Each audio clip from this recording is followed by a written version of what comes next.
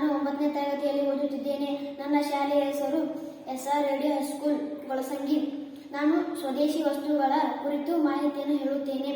ಸ್ವದೇಶಿ ಪದವು ಸಂಸ್ಕೃತದ ಸ್ವ ಅಂದರೆ ತನ್ನದೇ ಮತ್ತು ದೇಶ ಅಂದರೆ ರಾಷ್ಟ್ರ ಎಂಬ ಎರಡು ಪದಗಳಿಂದ ಬಂದಿದೆ.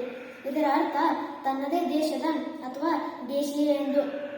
ಇನ್ನು ಸ್ವದೇಶಿ ವಸ್ತುಗಳು ಅಂದರೆ ಒಂದು ದೇಶ ಅದರ ದೇಶದೊಳಗೆ ಉತ್ಪಾದನೆ ಆಗಿರ್ಬೋದು, ತಯಾರಿಕೆ ಆಗಿರ್ಬೋದು ಮತ್ತು ಅಭಿವೃದ್ಧಿಪಡಿಸಿದ ಉತ್ಪನ್ನಗಳು.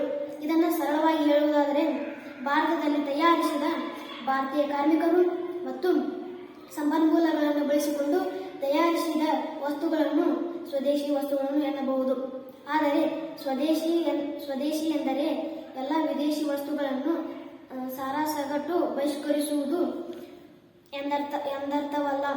ದೇಶದಲ್ಲಿ ಲಭ್ಯವಿಲ್ಲದ ತಂತ್ರಜ್ಞಾನ ಅಥವಾ ಅಗತ್ಯ ವಸ್ತುಗಳನ್ನು ಆಮದು ಮಾಡಿಕೊಳ್ಳುವುದರಲ್ಲಿ ತಪ್ಪೇನಿಲ್ಲ ಎಂಬ ಅಭಿಪ್ರಾಯವೂ ಇದೆ. ಇದರ ಮುಖ್ಯ ಉದ್ದೇಶ ಆತ್ಮನಿರ್ಭರತೆ ಸಾಧಿಸುವುದು. ಇನ್ನು ಈ ಸ್ವದೇಶಿ ಚಳವಳಿಯ ಐತಿಹಾಸಿಕ ಹಿನ್ನೆಲೆ ಹೇಳೋಣ. ಭಾರತದ ಸ್ವಾತಂತ್ರ್ಯದ ಹೋರಾಟದ ಭಾಗವಾಗಿ ಬ್ರಿಟಿಷ್ ಸಾಮ್ರಾಜ್ಯದ ಅಧಿಕಾರವನ್ನು ಕಡಿಮೆಗೊಳಿಸಲು ಮತ್ತು ಭಾರತದ ಆರ್ಥಿಕತೆಯನ್ನು ಸುಧಾರಿಸಲು ಸ್ವದೇಶಿ ಚಳವಳಿಯ ಒಂದು ಪ್ರಮುಖ ತಂತ್ರವಾಗಿತ್ತು. ಇನ್ನು ಈ ಸ್ವದೇಶಿ ಚಳವಳಿಯ ಪ್ರಾರಂಭ 1905ರಲ್ಲಿ ಬಂಗಾಳ ವಿಭಜನೆಯ ಸಂದರ್ಭದಲ್ಲಿ ಈ ಚಳವಳಿ ತೀವ್ರಗೊಂಡಿತ್ತು.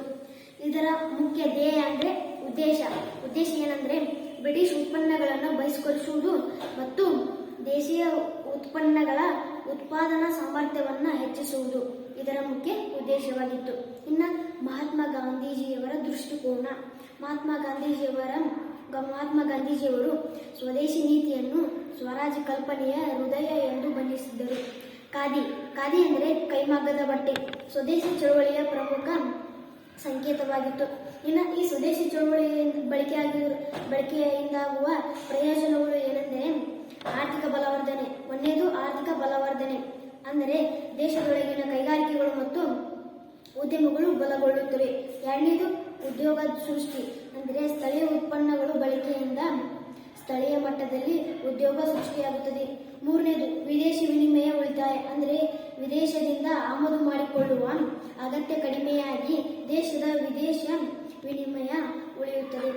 ನಾಲ್ಕನೇದು ಗ್ರಾಮೀಣ ಆರ್ಥಿಕತೆ ಅಭಿವೃದ್ಧಿ ಅಂದರೆ ಹಸ್ತಶೀಲ ಗುಡಿ ಕೈಗಾರಿಕೆಗಳು ಮತ್ತು ಗ್ರಾಮೀಣ ಕೈಗಾರಿಕೆಗಳು ಪ್ರೋತ್ಸಾಹ ಪಡೆದು ಗ್ರಾಮೀಣ ಆರ್ಥಿಕತೆಗೆ ಸುಧಾರಿಸುತ್ತವೆ. ಕೊನೆಯದಾಗಿ ಆತ್ಮನಿರ್ಭರ ಭಾರತ ಅಂದರೆ ದೇಶವು ಆರ್ಥಿಕವಾಗಿ ಸ್ವಾವಲಂಬಿಯಾಗಲು ಇದು ಸಹಾಯ ಮಾಡುತ್ತದೆ. ಧನ್ಯವಾದಗಳು.